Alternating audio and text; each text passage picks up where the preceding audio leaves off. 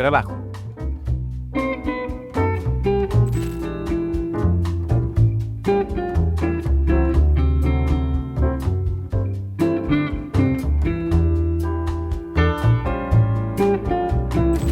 Kelly Olmos fue ministra de Trabajo, Empleo y Seguridad Social del Gobierno Nacional Argentino y actualmente es consejera del Partido Justicialista. Kelly, la verdad que un gusto charlar contigo. Yo pensaba en esta situación del mundo, de cómo está la Argentina, qué es el mundo del trabajo hoy. Viste que ya no tenemos Ministerio de Trabajo, hay un montón de cosas que no tenemos, pero ¿cómo es el trabajo? Porque están con esa idea de que el trabajo desaparece y a mí me suena extraña y casi que no tan veraz. ¿Cómo lo ves vos que sabes del tema? Mira, sinceramente yo lo que veo es que entrados como estamos en un cuarto del siglo XXI, nos quieren llevar en el mundo del trabajo al siglo XIX. Un siglo, digamos, previo al desarrollo de los derechos laborales y, digamos, muy asociado a un nivel de explotación inusual. Sí. O, mejor dicho, no inusual. Indeseable, para decirlo con más precisión. ¿Por qué digo esto? En el derecho laboral está claro que la relación entre empleador y trabajador es asimétrica y que el sector del trabajo es el más débil y en consecuencia tiene que interlocutar organizado para tratar de equilibrar la cancha. Ellos tratan de dejar sin efecto el derecho laboral, que es el que establece esto, y quieren volver, por un lado, al derecho civil y comercial. Ya no hay una patronal y trabajadores organizados, sino que lo que hay es un emprendedor y colaboradores. Eso va al derecho civil y comercial. Y a su vez, el derecho a huelga lo quieren transformar en derecho penal, ¿no? Digamos, desaparecen los derechos laborales.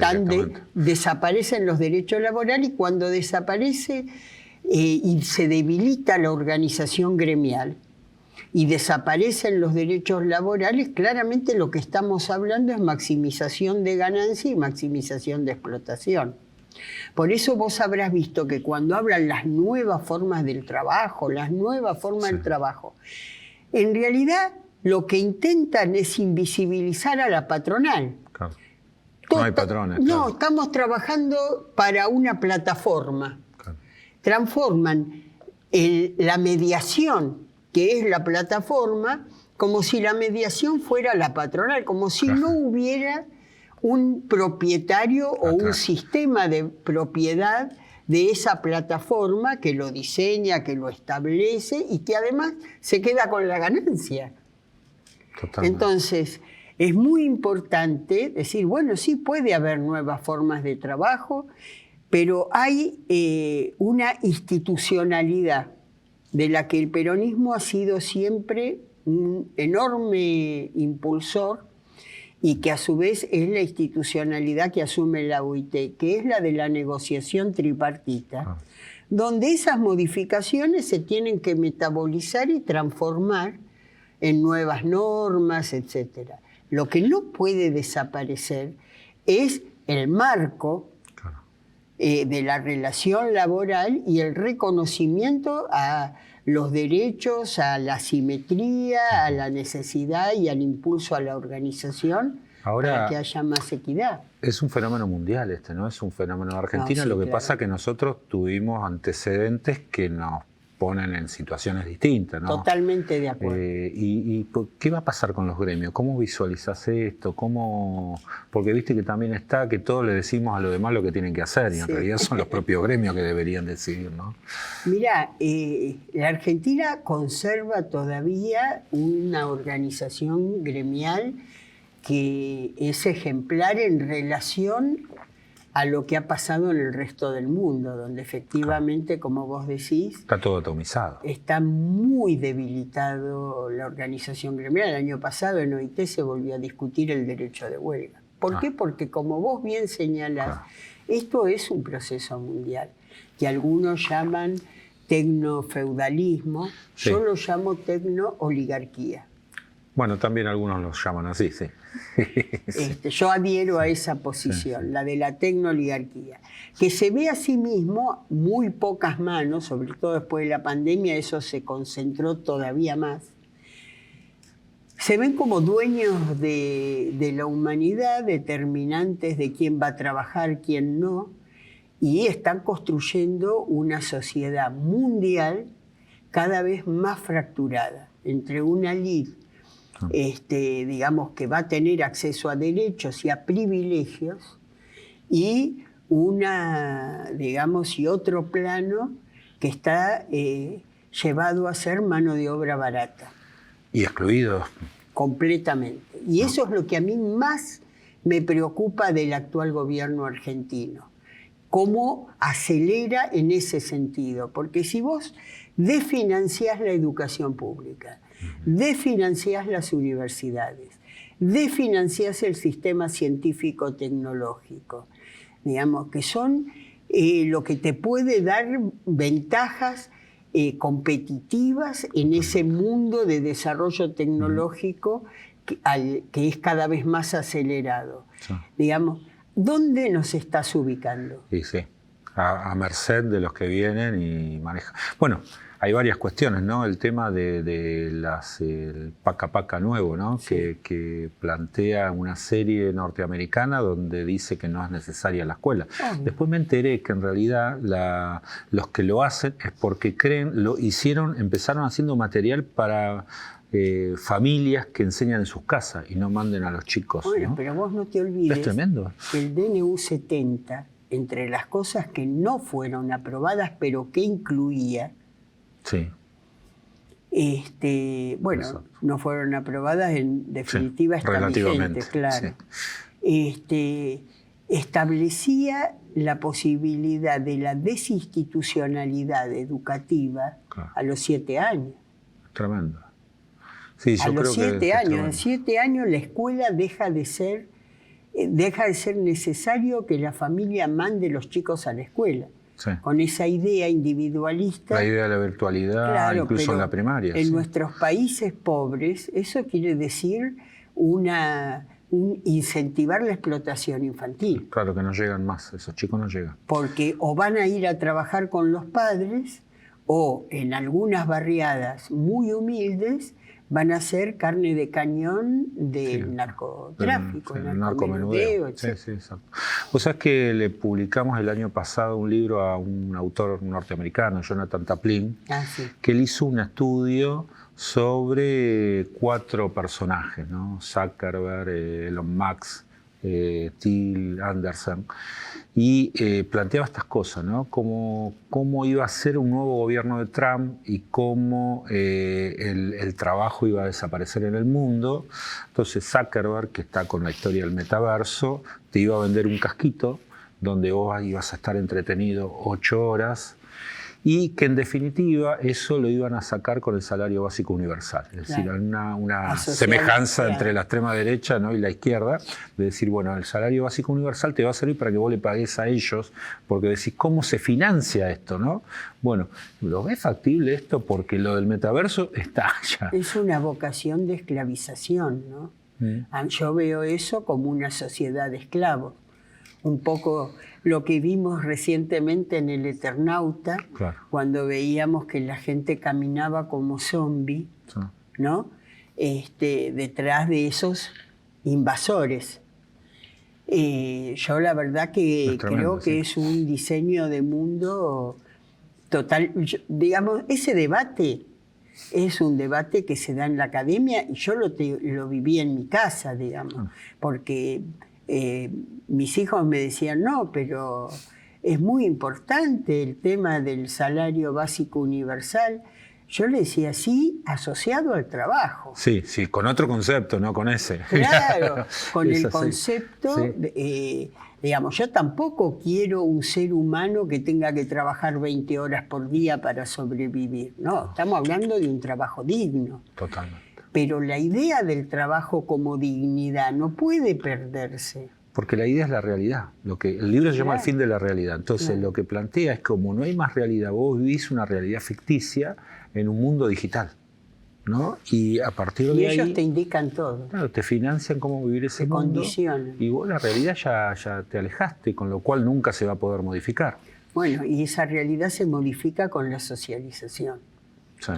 Y uno de los problemas que tenemos, sobre todo después de la pandemia, es ese corte que se vivió en ese proceso de socialización Exacto. que hay que reconstruir. Sí, yo creo que nos dejó enseñanza, ¿no? ¿Cómo viviste? Porque vos eras ministra en ese momento. ¿O No, todavía estaba, no?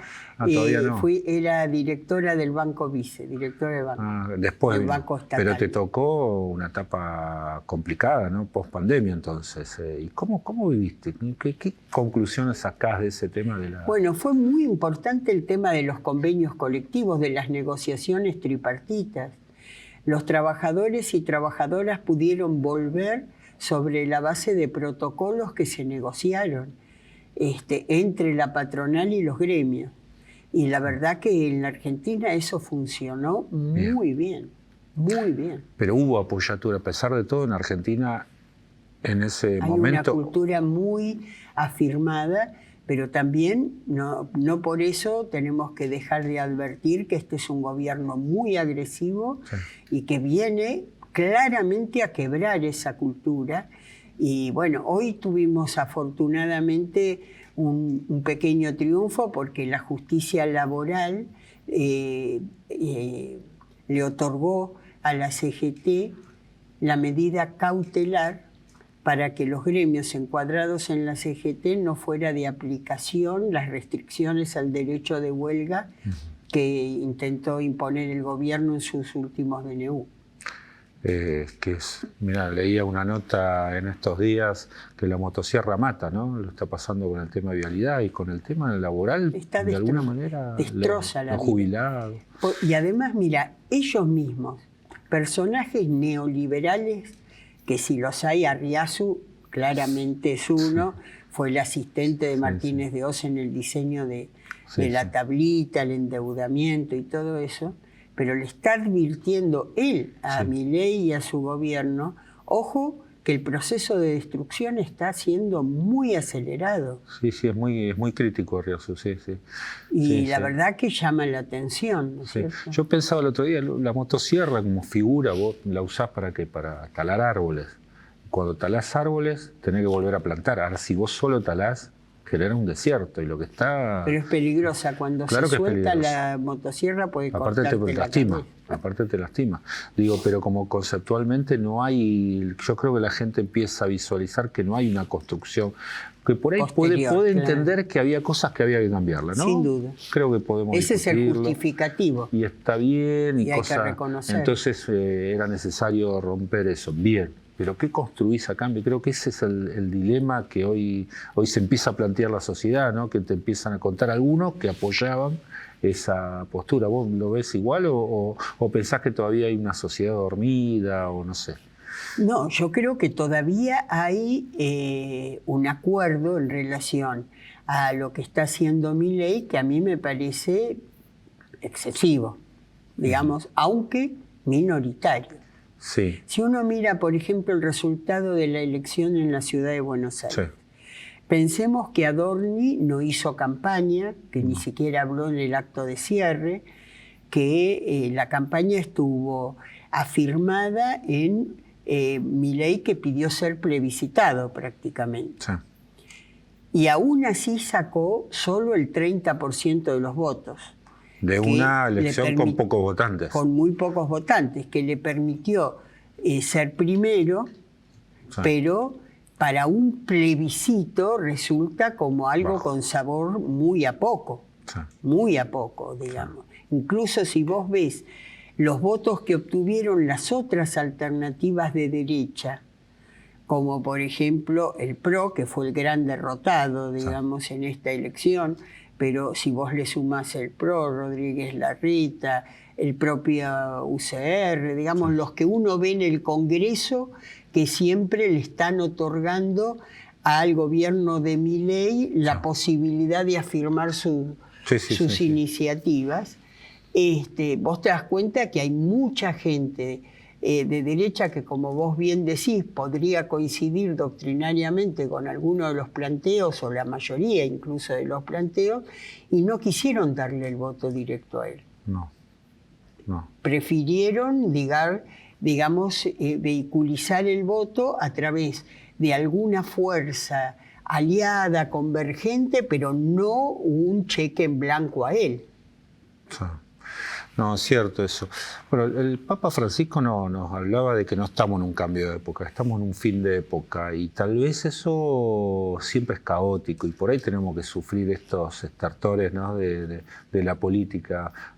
¿Lo ves así? Uno ve, digamos, que fue una voz como discordante en este mundo de hoy ante liderazgos muy autoritarios, sí, ¿no? Y decir, bueno, ¿será cierto? ¿Y qué viene después? Esa la... Para mí, el tema fundamental, yo estoy completamente de acuerdo. Creo además que la voz de Francisco se había alzado a nivel mundial prácticamente en soledad. Sí. Era prácticamente uno de los pocos dirigentes mundiales, si no el único, que instalaba una discusión sobre los valores trascendentales, y advertía permanentemente, digamos, los desafíos y los peligros que estábamos atravesando. Ahora, yo creo que para nosotros, y cuando digo nosotros, digo quienes abrazamos la política como militancia, no como profesión, sí, como forma de vida, sí, que es otra cosa, no como profesión. Es imprescindible subir la voz sobre la alternativa a esto. Digamos, yo no puedo sentarme a esperar que esto se agote, porque su capacidad destructiva es enorme. Es enorme, es virulenta. Es muy fuerte, sí, es enorme. Y el desequilibrio que hay entre destrucción y construcción te marca el problema que esto va a generar. No solo te dejan cada vez más endeudado, es decir, más restringida tu capacidad de decisión posterior, sino que estaba también leyendo un trabajo de Fundar sobre precios y evolución de los ingresos. Y ha habido claramente una caída del ingreso real desde la última dictadura militar, los 90, la Alianza, el gobierno de Macri, donde los gobiernos peronistas que hemos actuado en esos intermedios, tratando de reconstruir los niveles de empleo y de ingresos previos, nunca pudimos... No llegaste nunca ahí. Siempre la curva vino para abajo. Nunca podés llegar al punto anterior. Claro. Siempre te queda un segmento que en realidad es un segmento del pueblo que ya no se recupera frente a ese retroceso. No, y esa exclusión es estructural, se convirtió en transforma en un que no tema, lo eran los 70. Claro, se transforma en un tema estructural. La capacidad de movilidad social ascendente, que a su vez genera tanta indignación y termina siendo caldo de cultivo de los intereses que lo provocan, claro. Digamos, es como un denominador difícil de revertir, ¿no? Sí, y aparte como que nos autoflagelamos de cómo construir, pero eso tiene que ser una construcción colectiva, claramente, sí. Y ahí tenemos ahí el peronismo problema, tiene un déficit, una incapacidad ha demostrado de poder afirmar una institucionalidad, claro, para el debate y para la propuesta y organización, que tenemos que aprender del movimiento obrero, ese tema de la orgánica y la institucionalidad. A mí me parece que ahí hay un ejemplo que por supuesto no es, que uno puede decir es todo lo virtuoso, no, sí, pero en términos relativos le ha dado una preservación y genera condiciones que son muy importantes, ¿no? Perón decía que lo único que vence al tiempo es la organización. Sí.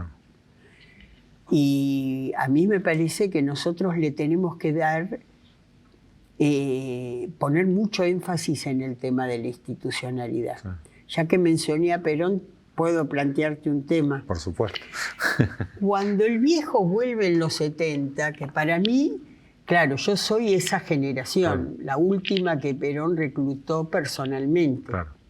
Formo parte de esa generación.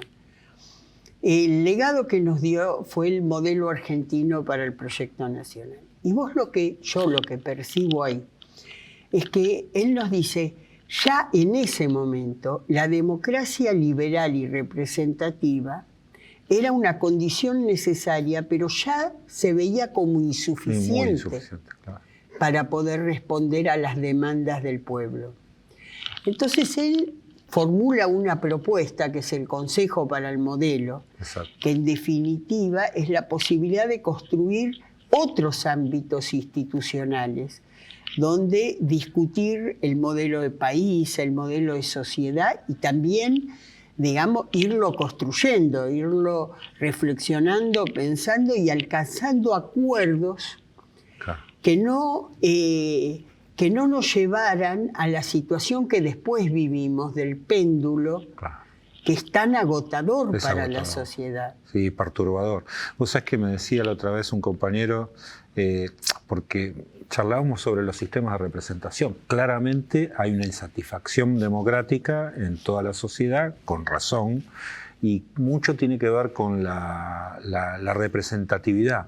Y él me decía que cuando nace la provincia, vos te vas a acordar mejor que yo, la provincia de Chaco, la Constitución, parte de eso era elegido como solemos hacer ahora, y la otra mitad, o un poco más creo, era la comunidad organizada, era la posibilidad de que las instituciones se vean representadas.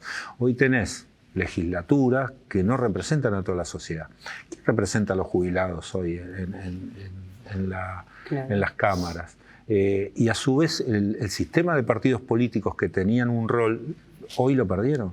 O sea, porque aparte hay modificaciones permanentemente, cambios, compras, que antes llamaban la atención y hoy parecen normal, ¿no? Que hoy se compre un senador y esté todavía en Paraguay, por ejemplo. Bueno, la reforma que tampoco le salió a Milei y que pretendía desde el punto de vista electoral era llevarnos, además de una representación uninominal, que eso, digamos, directamente cercena la posibilidad de representación de las minorías. Sí. Vos con un voto te quedás con todo. Claro. Con un voto de diferencia me refiero. Sí, ¿no? sí, sí. Además de eso, planteaba la eliminación del financiamiento por parte del Estado, la eliminación de los límites para los aportes privados, con lo cual vos tenías una representación... Una enorme lavadora, ¿no? Además de una gran lavadora, porque termina muy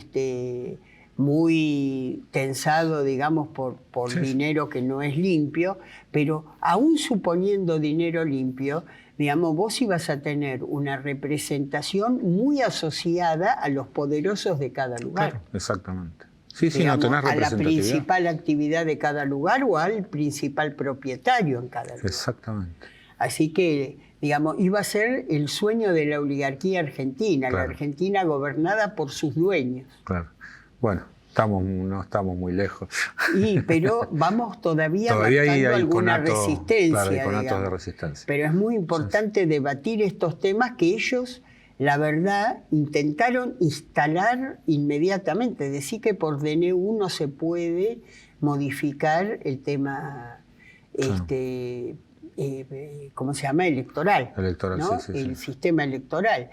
Pero ellos a través del DNU 70 y todo lo que vino después, claramente ellos están haciendo modificaciones constitucionales por la vía de decisiones del Poder Ejecutivo. DNU, sí. Sí, yo te digo lo que me quedé pensando en lo que veníamos charlando, digo, y este planteo que ellos hacen, en algunos casos tienen una razón, ¿no? Por ejemplo, la de votar a cada 2 años, y estamos todo el tiempo en los años electorales que no se gestiona, y todo eso como que también hace que todavía incremente la desazón con respecto a la democracia.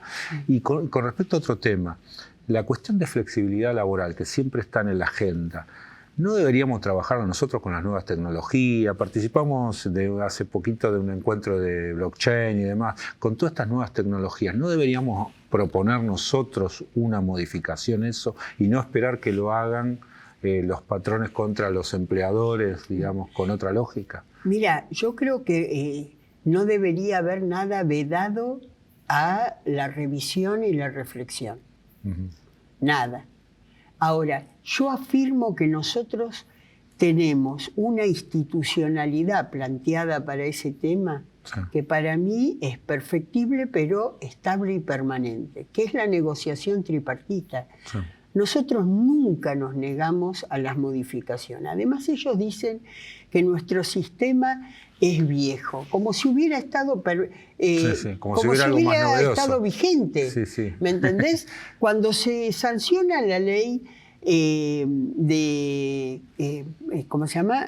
Contrato de trabajo, la ley de contrato de trabajo, que le costó la vida a sus impulsores, porque el abogado laboralista, el compañero Centeno, junto con otros compañeros, fueron desaparecidos en la noche de las corbatas, digamos, por el crimen de haber diseñado una ley que establecía como institución central, además de muchos derechos de carácter laboral, la negociación tripartita como una negociación central en las relaciones laborales. Esto que no soporta muchas veces la patronal de negociar de igual a igual. Viste que Patrón Costa siempre decía que lo que no le podía perdonar al peronismo es que los trabajadores lo miraran a los ojos, que no bajaran los ojos.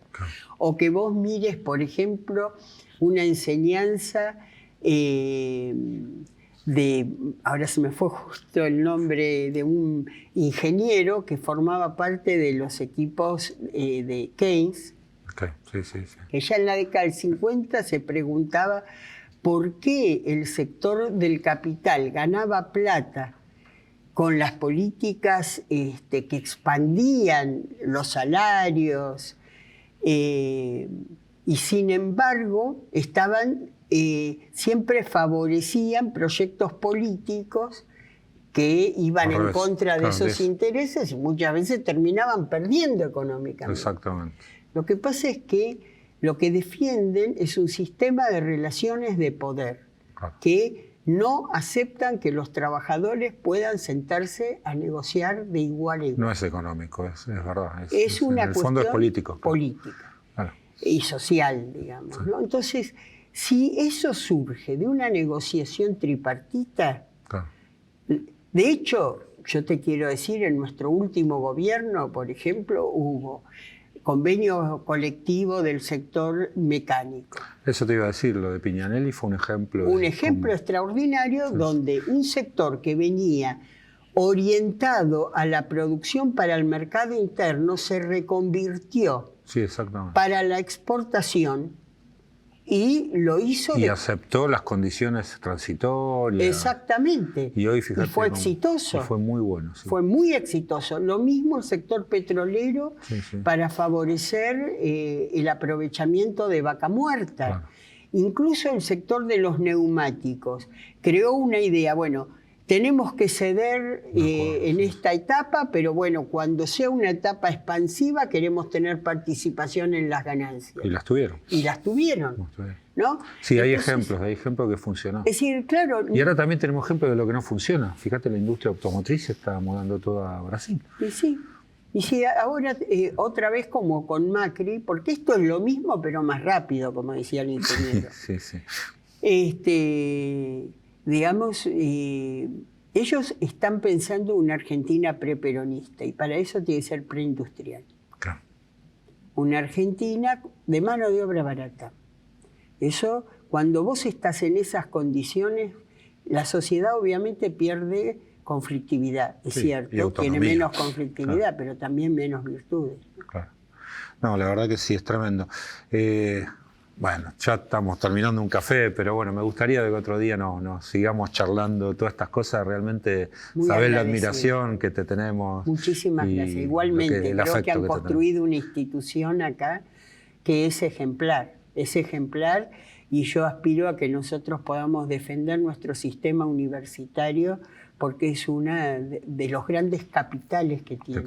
Vos sabés que lo que mencionabas de Pignanelli, nosotros firmamos con ESMATA un convenio y formamos técnicos en higiene y seguridad de la industria automotriz, porque tenían una demanda de gente que no podían abastecer.